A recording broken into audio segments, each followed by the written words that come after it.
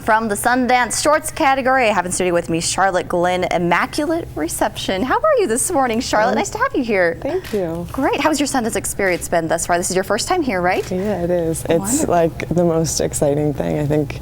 Yeah, it's like I've been dreaming of being able to come here, and so it's pretty Well, congratulations amazing. for being part of it this year, for the 2014 season. Tell me about Immaculate Reception. What is it about? It's a period piece set in Pittsburgh in 1972, and it's about a 16-year-old kid who's like shy, family of steelworkers, and it's about him pursuing this girl he has a crush on during this really famous football game between the Steelers and the Raiders.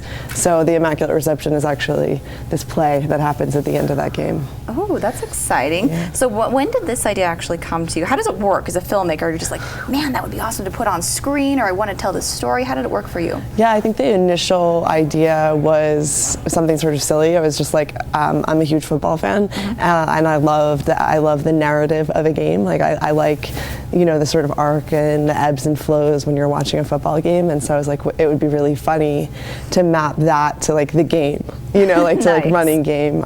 So that was the initial, and then actually the idea became much deeper, and sort of I think the themes in the work that I pursue, I started to like thread that through this film. So how long is your short actually? And for the shorts category, what's the limit for that? What makes it a short for those unfamiliar with how it works? So my film is 16 minutes, and I believe it's as short as anything under 50 minutes, but I don't know. I think. Yeah, something like that. Anyway, you met the mark, so that's all that matters for it. Yeah. So as a filmmaker, what is that process like? Really, how much time goes into it?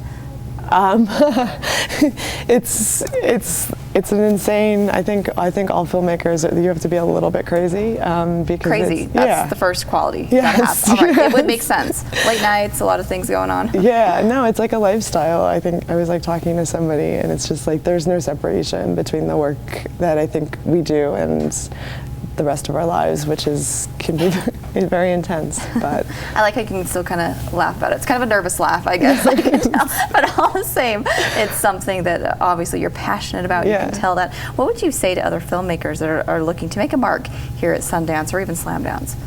I think that I'm like actually a teacher, and one of the things I always talk to my students about is just, I don't know, I think it's really important to tell the stories that you feel like are the stories that you're meant to tell, coming from your heart. So. Wow, that's incredible. What have you enjoyed most about being here at Sundance so far? Has there been any surprises for you? About what you were expecting, any expectations? Yeah, I think it's just the whole situation. It was amazing just to meet all the other filmmakers in my category, and I feel like incredibly honored to be part of that program and to just be here in general. Incredible. So I was just told to ask if you have met Franco Harris. I did.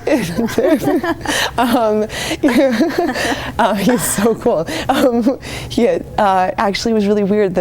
Our first day of casting, we had a huge casting call in Pittsburgh in a restaurant, because that was the place that would let us do this open casting call for free.